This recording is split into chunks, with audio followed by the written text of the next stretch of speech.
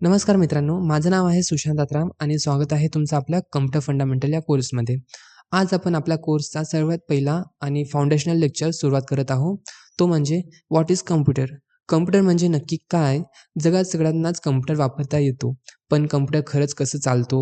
तो कसं इतका वेगवान आहे? अचूक का आहे? आणि आपला डेटा कशाप्रकारे स्टोअर करतो? हे फार कमी लोकांना माहिती असते. तर आजचा व्हिडिओ एकदम सुरुवातीपासून ॲडव्हान्स लॉजिकपर्यंत जाईल. मेक शुअर तुम्ही एंडपर्यंत बघा, कारण हा व्हिडिओ नंतर तुम्हाला कम्प्युटर म्हणजे फक्त एक मशीन नाही, तर एक कंप्लीट सिस्टम आहे हे समजेल. So let's begin guys. Computer म्हणजे एक electronic machine, but not just a normal machine. It is a system which is capable of taking input, performing processing, giving output and storing data in memory. So, full definition will be a computer is an electronic device that takes input, process it, store it and produces output. Computer म्हणजे एक अशी electronic machine आहे जी input घेते, process करते आणि output देते आणि जी माहिती प्रोड्यूस झाली आहे त्याला आपल्या स्टोरेज डिव्हाइसमध्ये स्टोअर ठेवतो.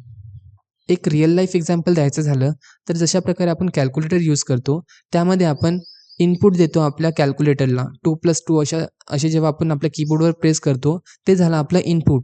देन आपण एंटर केल्यानंतर प्रोसेसर त्या डेटाला प्रोसेस करतो, that is processing.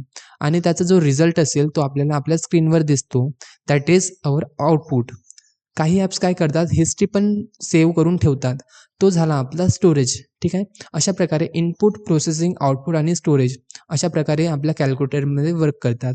Same way जर आपल्याला मॉडर्न एक्झाम्पल बघायचं असेल तर जेव्हा आपण फोटो क्लिक करतो त्यावेळी कॅमेरा सेन्सर इमेज घेतो as a input and then processor तो इमेज प्रोसेस करतो, that is processing. And then डिस्प्लेवर आपल्याला फोटो दिसतो, दॅट इज अवर आउटपुट. आणि गॅलरीमध्ये सेव्ह होतो, that is our storage. So this is the exact flow our computer follow. Computer म्हणजे input, output, processing आणि स्टोरेज ह्या सगळ्यांचं कॉम्बिनेशन. ही 4 गोष्टी नसतील तर कम्प्युटर अपूर्ण आहे. Characteristic of our computer. Computer powerful आहे just because they have some special characteristic. आता आपण प्रत्येक कॅरेक्टरिस्टिकला खोलवर शिकूया. First characteristic of our computer that is speed. Computer work at unbelievable speed. Humans 1 सेकंडमध्ये काहीच गणित करू शकतात.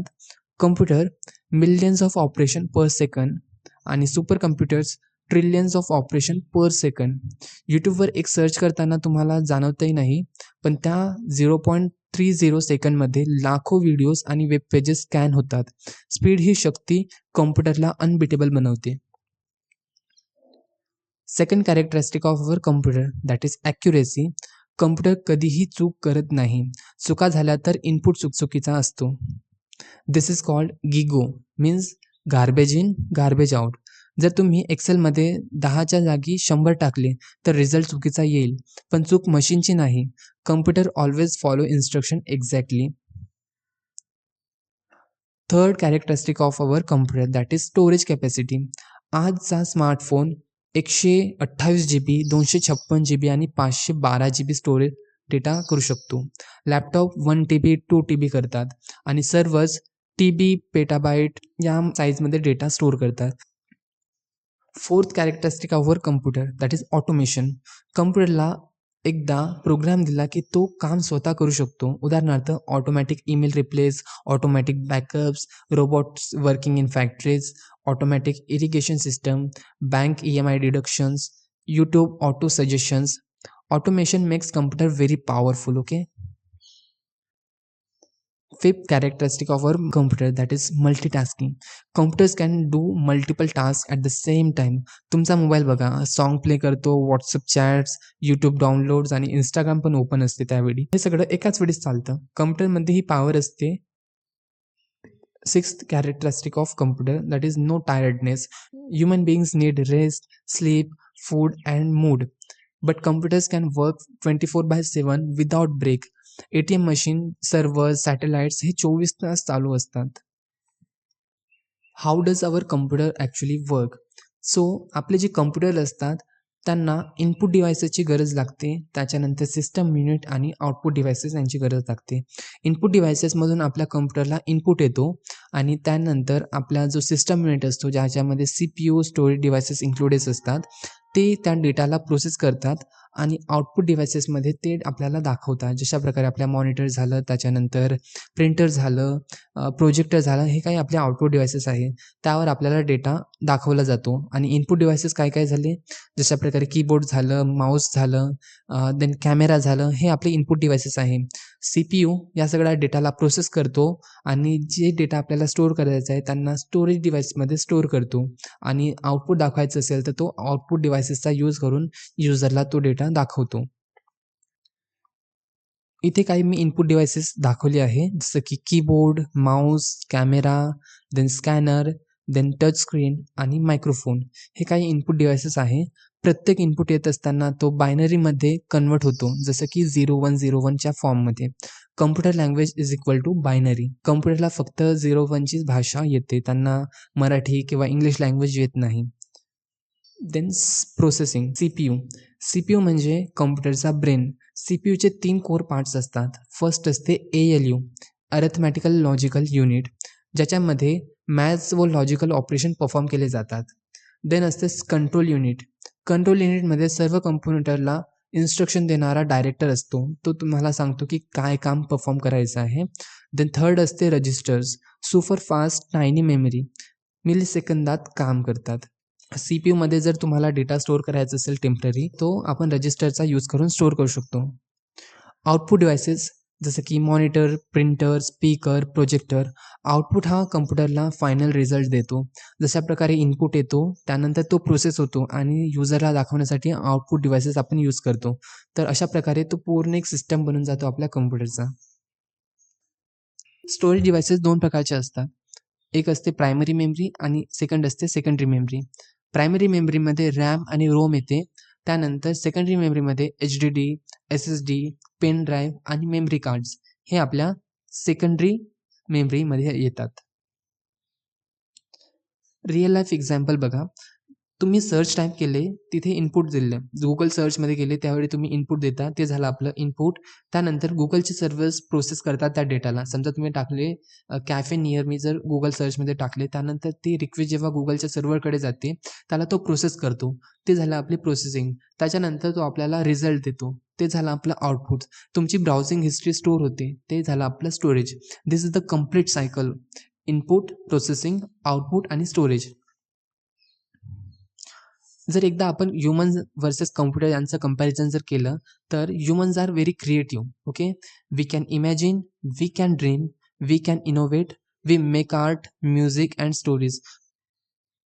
कॉम्प्युटरची स्ट्रेंथ जर बघितलं तर ते असतात फास्ट असतात, ॲक्युरेट असतात, एफिशियंट असतात, नॉनस्टॉप काम करतात आणि मेमरी परफेक्ट असते त्यांची.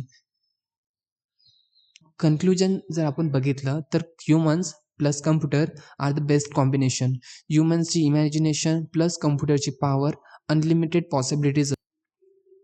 यूज ऑफ कॉम्प्युटर जर आपण बघितलं तर एज्युकेशन सेक्टरमध्ये ऑनलाईन क्लासेस घेण्यासाठी, digital notes, research, e-learning platforms, simulation for science, practical virtual labs, exam forms आणि ऑनलाईन एक्झाम, असा एज्युकेशन सेक्टरमध्ये प्रत्येक ठिकाणी कॉम्प्युटरचा यूज केला जातो. देन बँकिंग सेक्टरमध्ये जर आपण बघितलं तर तिथे UPI payments, ATM machines, net banking, loan processing, fraud detection algorithm, then account management system, then digital books. Banks literally can not function without computers. Okay. Then आहे third medicals and health care. X-ray, MRIs, blood analysis machine, robotic surgery, patient record system, pharmacy inventory, appointment management, then smart watches. Computers save lives. Then businesses billing, त्याच्यानंतर employees database, Word, Excel, PowerPoint, emails, video conferences, accounting systems.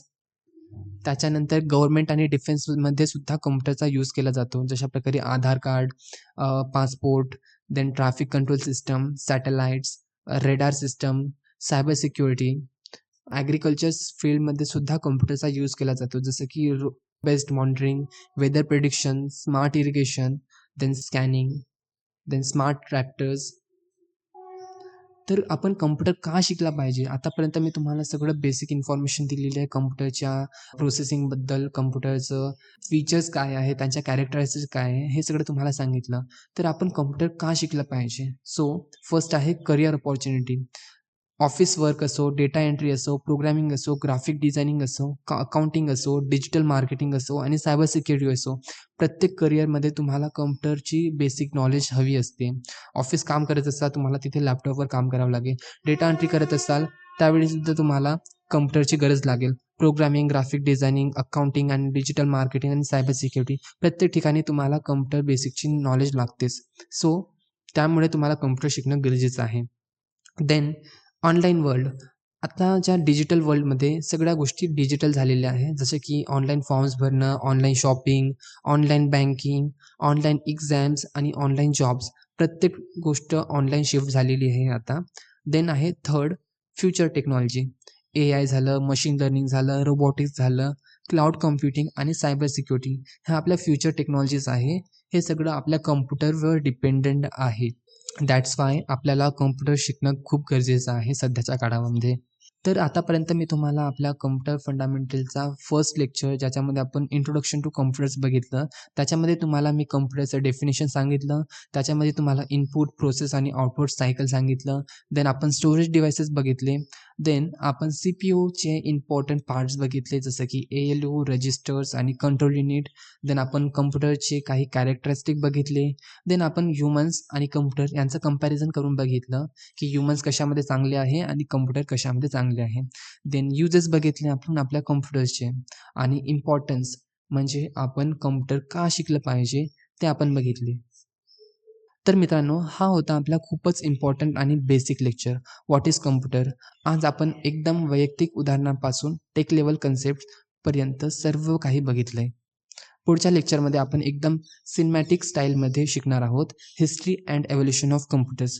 प्रथम computer कसा होता, तो इतका मोठा का होता, generations of computer कसे बदलले. This will be very interesting guys. Thank you so much guys. See you soon in the next video.